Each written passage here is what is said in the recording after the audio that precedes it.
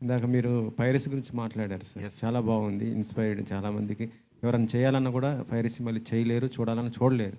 కాకపోతే ఇండస్ట్రీ నుంచి కూడా కొన్ని మిస్టేక్స్ ఉన్నాయి. టికెట్ ధరలు గానీ, లేకపోతే బ్లాక్ మార్కెట్‌లో అమ్మటాలు. మనం చూస్తుంటాం ఫ్యామిలీతో థియేటర్‌కి వెళ్తే పాప్‌కార్న్ రేట్ భరించలేరు. మీరు కూడా భరించలేరు. ఇలాంటి వాటిని ఎందుకు మరి ఇండస్ట్రీ నుంచి తీసుకోలేకపోతున్నారు? కేవలం వన్ సైడే చూస్తున్నారు. నేను ఎక్కువ లోతు విషయాలు మాట్లాడలేను కానీ పాప్కార్న్ తెచ్చుకునే వాళ్ళకి కాస్ట్లీ కానీ తెచ్చుకునేవాడికి ఫ్రీయే కండి. ఫ్యామిలీతో వెళ్తే పిల్లలు కంపల్సరీగా అడుగుతారు కదా సార్. ఓన్లీ టికెటే కదా చూసేది. సినిమా ప్రొడ్యూసర్ అయితే పాప్కార్న్ అమ్మట్లేదు కదండి.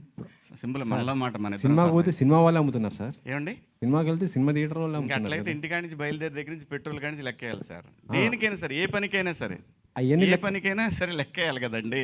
పాప్కార్న్ తినకుండా దాదాపు 80% ఉంటారు సార్. పిల్లలు పాప్కార్న్ తింటారు. అదే రేట్ ఎక్కువ అవుతుంది సార్. 300, 400 మీరు బయటకు చూడండి దాంట్లో. ఇంకా అది అయితే మరి మా పరిధిలో లేదు సార్. అది బయటికి వెళ్ళినప్పుడు అనేది ఇంకా అది వాళ్ళ చాయిస్ కదా. తినగలిగిన వాళ్ళు, డబ్బులు ఉన్న వాళ్ళే తింటారు కదండి. డబ్బులు లేని వాళ్ళు తిండి అనేది పర్సనల్ చాయిస్ అండి.